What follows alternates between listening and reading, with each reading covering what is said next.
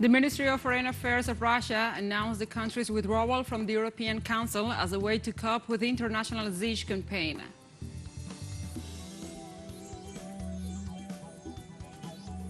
In Colombia, preparations for legislative elections advance amid increasing political violence against social leaders and human rights defenders.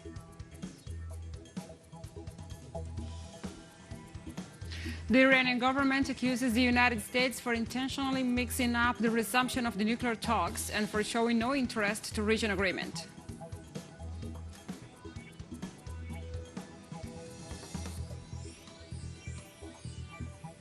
Hello, welcome to From the South. I'm Gladys Quesada from the teleSUR studios in Caracas, Venezuela. We begin with the news. Stay with us.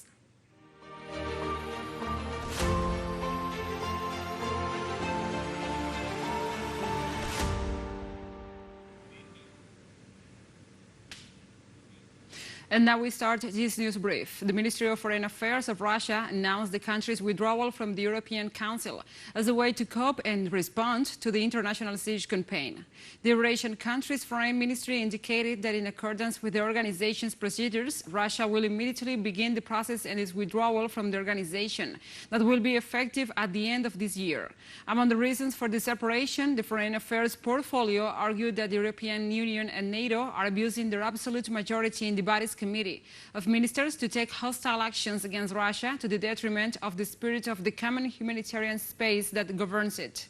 In the same vein, the Deputy Speaker of the State Duma, Pyotr Tolstoy, pointed out that the Council is a puppet structure used to promote Russian phobia.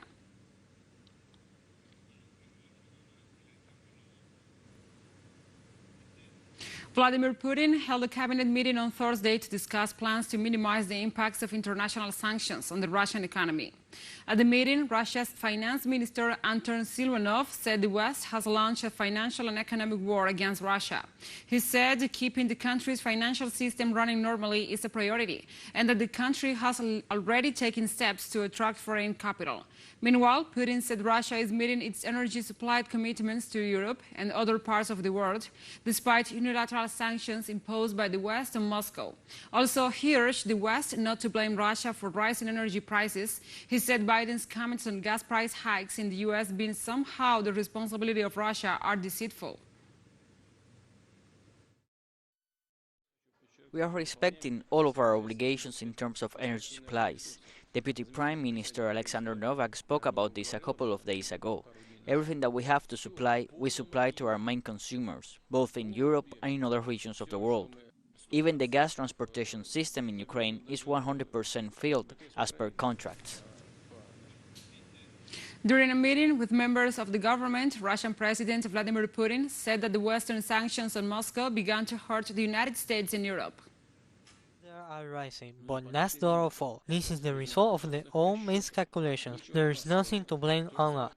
They are already trying at all costs to come to agreement with the countries against them themselves have imposed unlimited restrictions, and they are ready to make peace with Iran and immediately sign all the documents, and with Venezuela. They went to Venezuela to negotiate with them. On Thursday, Russian President Vladimir Putin said that the Western country's sanctions on Moscow could send global food prices soaring, as Russia and Belarus are the two of the world's main producers of fertilizers, which is essential to global supply chains, especially of the food ones. Belarus are some of the biggest suppliers of mineral fertilizers. If they continue to create problems for the financing and logistics of the delivery of our goods, then prices will rise and this will affect the final product, food products. President Vladimir Putin also said that Russia will overcome Western penalties for the special military operation in Ukraine. He acknowledged that the population may be worried about an interruption of supplies, but claimed there was nothing the country and its people could do not to solve. Has always existed. Of course, today it is more complicated nature and it poses certain questions, problems and difficulties on us. But we will overcome them just now, like we have overcome problems in previous years. I have no doubt that we will achieve the goals which are ahead of us. In this case, the economy, and by that I mean increasing of economic sovereignty.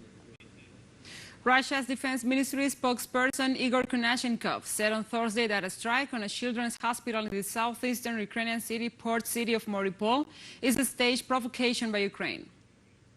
Carry out absolutely no mentions to hit targets on the ground in the Mariupol area. The analysis of the statements of representatives of the Kiev nationalist regime, photographic material from the hospital, leaves no doubt. The airstrike that allegedly took place is a completely staged provocation to maintain anti-Russian hype for a Western audience. And the Russian Defense Ministry expressed his concern about the involvement of the United States in Ukraine in the production of biological agents for military use, with funding from the U.S. Department of Defense. Russian Defense Ministry spokesperson Igor Konashenkov said that the objective of the Pentagon-financed biological research in Ukraine was to create a mechanism for the secret spread of deadly pathogens. The Russian military official said Moscow was obtained documents sent by Ukrainian laboratory employees referring to the transfer of human biomaterials collected in Ukraine to foreign countries at the request of the U.S. officials.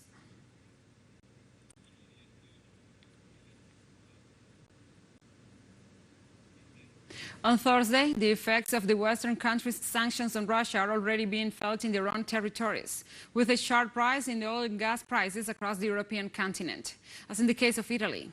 Italian drivers are struggling as the sanctions against Russia affects the fuel costs, with petrol prices now above €2, $2.20 per liter due to the turmoil of the international oil market.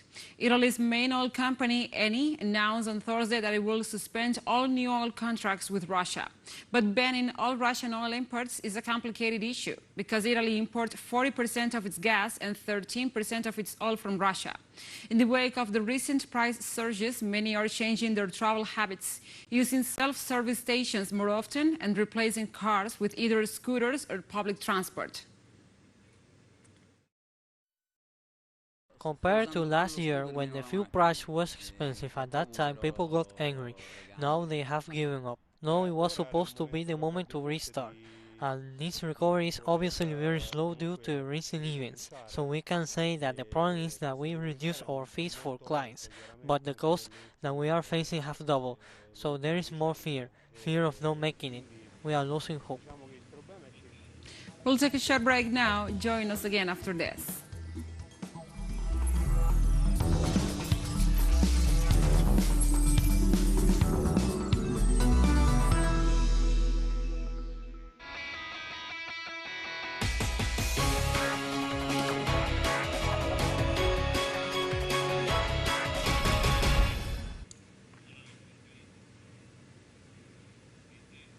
Welcome back to From the South.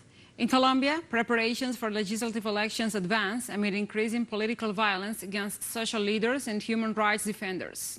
On Wednesday, indigenous representatives of the Mixtec and Embera peoples arrived in the Colombian capital for the departments of Cauca and Chocó to denounce the systematic violence in their territories. At the same time, they demanded the creation of conditions for the fulfillment of the peace agreements, which according to their criteria were broken by Iván Duque's government, leading to the continuation of the armed conflict. They also seek to expand their participation in the indigenous constituencies with the objective of occupying more seats in the Colombian Congress, where they only have 3 representatives.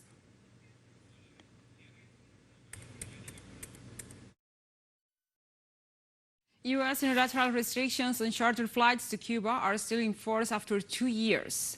The extraterritorial measure implemented by the Donald Trump's government bans all flight arrivals at provincial airports and forces all U.S. aircrafts to land in Havana and their passengers to incur additional money expenses and waste of time and efforts in overland transfers. Cuban Prime Minister Manuel Marrero denounced that such a measure, which also includes the closing of consular services in the island, intends to isolate the Cuban families and also to strengthen the U.S. economic warfare on Cuba.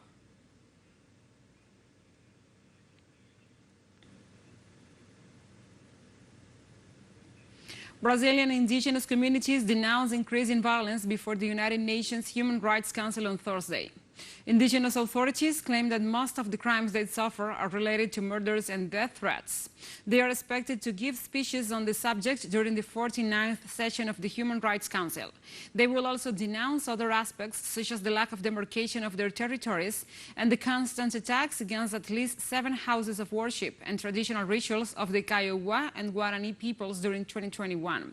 While some leaders will also address the anti-indigenous policy of the federal government during Jair Bolsonaro's administration.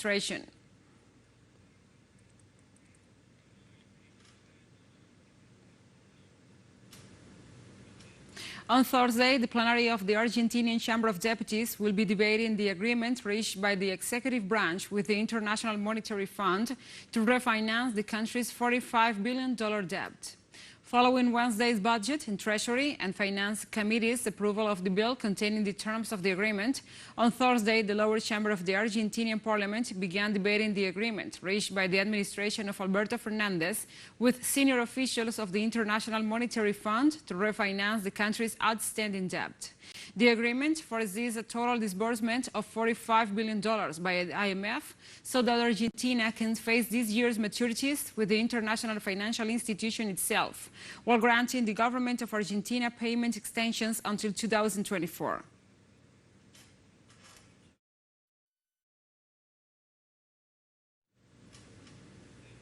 On Thursday, Peru's Congress will vote on a motion of no confidence against President Pedro Castillo for his alleged moral incapacity to serve as president.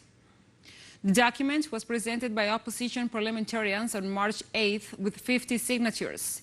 The initiative has the purpose of removing President Castillo from office. This is the second motion of no confidence promoted by the opposition and has the support of the parties Fuerza Popular, Avanza País, and Renovación Popular.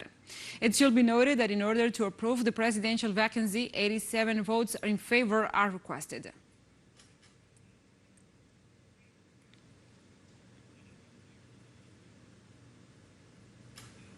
Ecuadorian Congress granted on Thursday morning amnesties to 268 citizens prosecuted for exercising their private and collective constitutional and internationally guaranteed rights.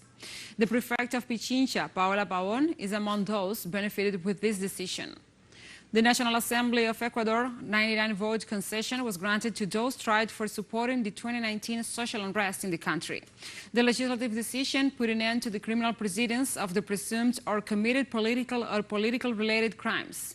The competent jurisdictional entities will notify the Ecuadorian Prosecutor's Office and other institutions involved for the implementation of this decision.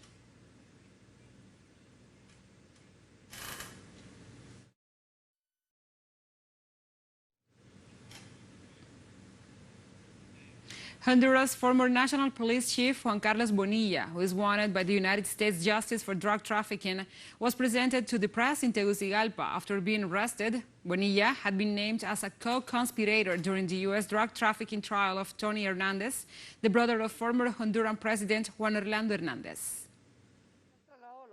He will be transferred to the Cobras, where former President Hernandez is also being held, where his hearing will be in the Supreme Court tomorrow morning at 10 a.m. local time. There are 2 charges of drug substance and conspiracy to introduce drugs into the United States, and the 3rd charge of arms trafficking and conspiracy to use arms. And we have more news coming up after a final short break, so stay with us.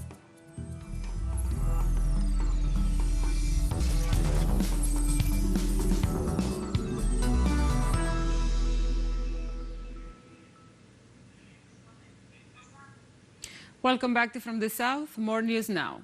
The Iranian government accuses the United States for intentionally mixing up the resumption of the nuclear talks and for showing no interest to reach an agreement.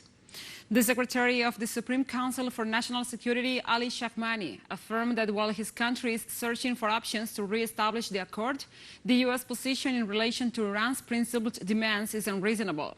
Mr. Shahmani also stated that his pressure for an agreement is an indication of the United States' lack of interest in searching a stable one.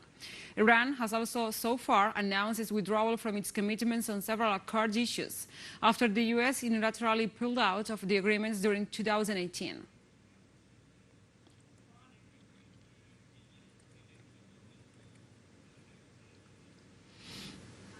On Thursday, the government of Syria examined the sanctions imposed on the United States and its allies, which they say prevent them from setting up conditions for the return of Syrian refugees to the country.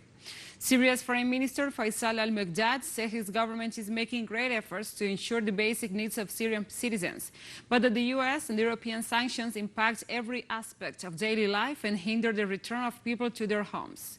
Likewise, Syria requests the International Organization for Migration to prioritize humanitarian assistance in keeping with humanitarian principles, and they vow to continue working with said organization on the basis of mutual trust and cooperation.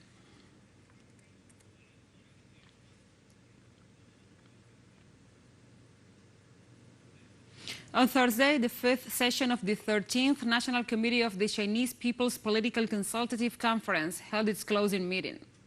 Chinese President Xi Jinping and other Chinese leaders attended the closing meeting at the Great Hall of the People in Beijing. During the event, resolutions from the work of its main political force as well as the new proposals were approved. Addressing the meeting, Wang Yan, the chairman of the CPPCC National Committee, made a call to keep enhancing capacities for political judgment, thinking and implementation in order to perform their duties for the people, listen to people's voice and reflect people's concerns.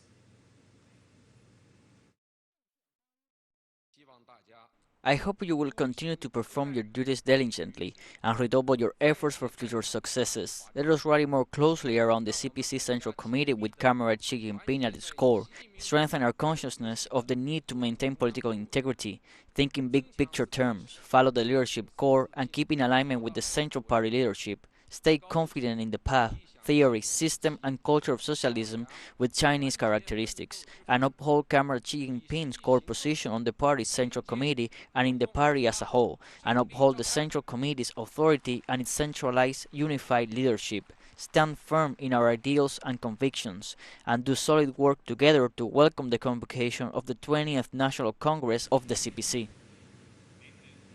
And Prime Minister Narendra Modi's Hindu Nationalist Party held a commanding lead in India's most populous state as votes were counted on Thursday, despite his government's criticized handling of COVID-19, soaring unemployment and former protests. Trends in the poll data show the Bharatiya Janata Party comfortably leading in Uttar Pradesh state and also ahead in 3 more states, while the main opposition party Congress was facing a decisive defeat in Punjab. Modi's party was ahead in about 247 of the 403 seats, well beyond the simple majority to form a government. The final tally for the 5 states, where voters went to the polls over a month to cast their ballots, was expected by Thursday evening at the earliest. These recent polls are a crucial test for the Prime Minister's popularity before national elections in 2024.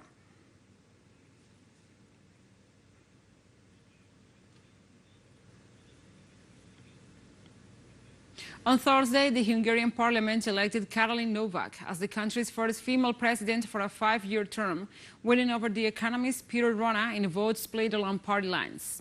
Novak, who most recently served as a Minister for Family Policy, portrayed her election as a victory for women. She was elected to the role by 137 votes to 51 in the parliament, dominated by the right-wing FTS party. The newly elected president has been the face of government policies, including generous tax breaks and handouts designed to encourage young families to have more children. Thursday's vote came weeks ahead of the crunch parliamentary election on April 3rd, where Prime Minister Viktor Orban faces the tough battle to win a 4th straight term in power since 2010.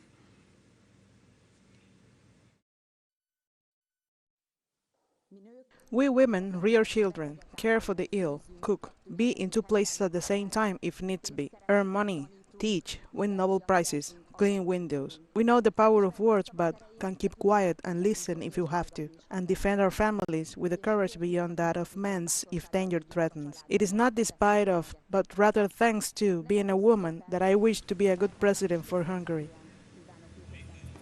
And like this, we have come to the end of this news brief. But remember, you can find this and many other stories on our website at telesurenglish.net. And also, if you feel so inclined, please join us on social media for all the latest news. We are on Facebook, Twitter, Instagram and Telegram. For Telesur English, I'm Gladys Quesada. Thank you for watching.